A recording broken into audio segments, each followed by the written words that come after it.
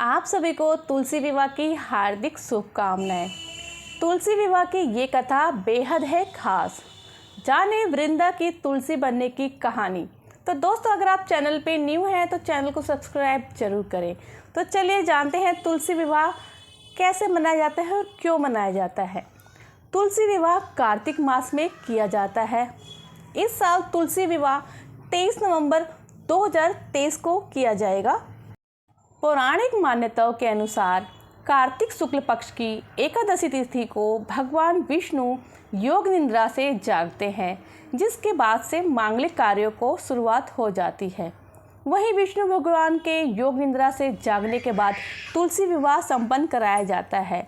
आपको बता दें कि इस साल तुलसी विवाह 23 नवंबर को किया जाएगा। ऐसे में तुलसी विवाह क्या है, वृंदा तुलसी बनने की क्या कहानी है, तो चलिए जानते हैं पूरी कथा।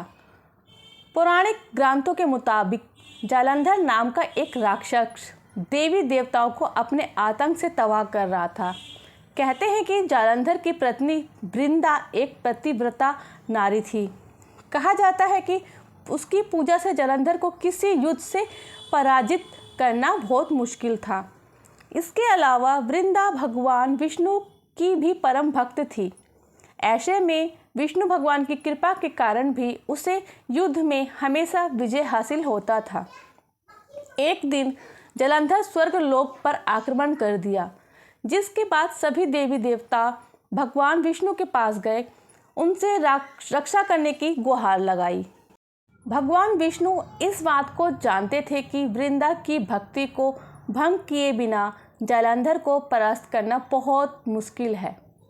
ऐसे में उन्होंने जालंधर का रूप धारण किया, जिसके बाद वृंदा का पतिव्रता धर्म टूट गया, जिससे जालंधर की सारी शक्तियां खत्म हो गई, जिसके बाद जालंधर युद्ध में मारा गया। वृंदा को जालंधर की मृत्यु का समाचार मिला तो बहुत निराश हो गई। बाद में वृंदा को उसके साथ किए गए छल का पता चला तो वह क्रोधित होकर भगवान विष्णु को श्राप दे दिया।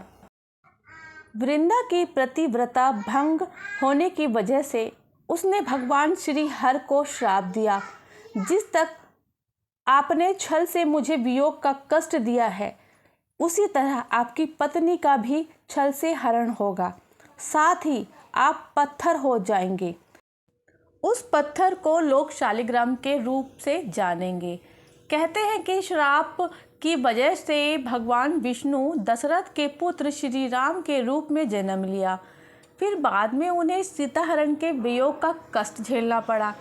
धार्मिक कथा है कि वृंदा पति के वियोग को सहन नहीं कर पाई और सती हो गई। कहा जाता है कि वृंदा की राख से जो पौधा उत्पन्न होता है, उसे भगवान विष्णु ने तुलसा का नाम दिया, जिसके बाद भगवान विष्णु ने यह प्रण लिया कि वह तुलसी के बिना भोग ग्रहण नहीं करेंगे। इसके साथ ही उनका विवाह शालिग्राम से होगा। मान्यता यह है कि जो कोई श्रद्धापूर्वक तुलसी विवाह संपन्न कराएगा, उसका वैवाहिक जीवन खुशियों से भरा रहेगा।